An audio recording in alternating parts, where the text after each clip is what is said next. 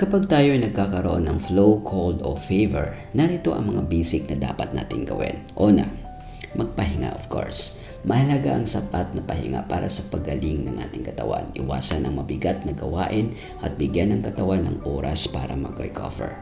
Pangalawa, uminom ng maraming tubig. Panatilihing hydrated ang iyong katawan. Uminom ng tubig, herbal tea at clear broths. Iwasan ang mga inumin na may caffeine o alcohol. Pangatlo, kumain ng masustansyang pagkain. Kumain ng prutas, gulay at mga pagkain na mayaman sa vitamins at minerals upang mapalakas ang ating immune system.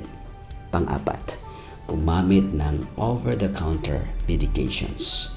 Para sa lagnat, sakit ng ulo o katawan, maaaring uminom ng paracetamol o ibuprofen.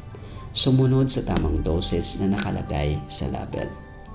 Panglima, panatilihing malinis ang ilong. Para sa sipon, gumamit ng saline nasal spray o gumamit ng steam inhalation upang mabawasan ang congestions.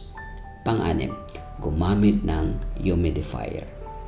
Ang humidifier ay makakatulong upang mapanatiling moist ang airways at mabawasan ang irritation sa lalamunan at ilong. Pang-pito, iwasan ang paninigarilyo at pag-inom ng alak. Ang mga ito kasi ay maaaring makapagpalala ng sintomas at makapagbahina ng immune system.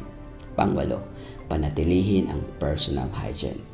Regular na maghugas ng kamay, gumamit ng tissue o elbow kapag uubo o babahing at iwasan ang close contact sa ibang tao upang maiwasan ang pagkalat ng sakit. Pang-siyam, monitor ang temperature. Regular na sukatin ang temperatura upang malaman kung tumataas o bumababa ang lagnat. Pang-sampo, kumonsulta sa doktor kapag kailangan na. Kung ang sintomas ay hindi bumubuti pagkatapos ng ilang araw o kung may severe symptoms tulad ng hirap sa paghinga, mataas na lagnat na hindi bumababa o matinding sakit, kumonsulta agad sa doktor.